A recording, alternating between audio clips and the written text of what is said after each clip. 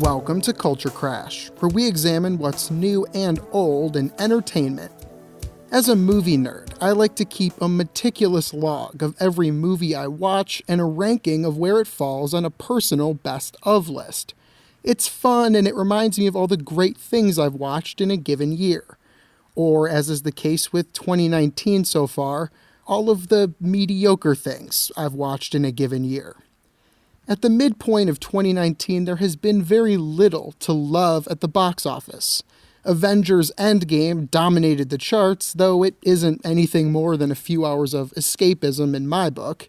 To be fair, there are several movies I've really liked this year, but my list of mediocre or disappointing movies from this year is much longer and includes Captain Marvel, High Flying Bird, High Life, I Am Mother, and the laughable Serenity. And it's not just me. The box office returns this year have, by and large, been a disaster.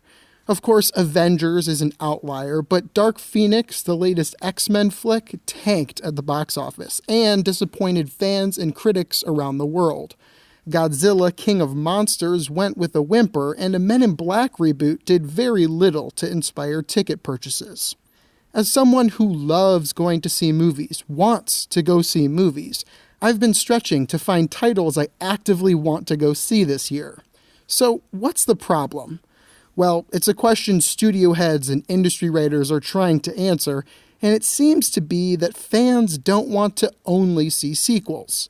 Of course, Avengers' Goliath run shows that sequels aren't all dead, but maybe moviegoers didn't want to follow up the biggest sequel of the year with another X-Men movie, then a Men in Black movie, and then The Secret Life of Pets 2. By this point last year, I had already seen 8th Grade, A Quiet Place, Blindspotting, and Annihilation, all movies that I loved more than anything new this year, and notably, none of which are sequels.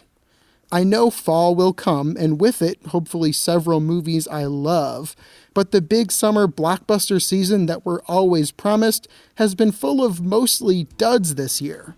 In a desperate fight to beat the experience of watching movies and TV at home on streaming platforms, big-budget movie studios have failed so far in 2019.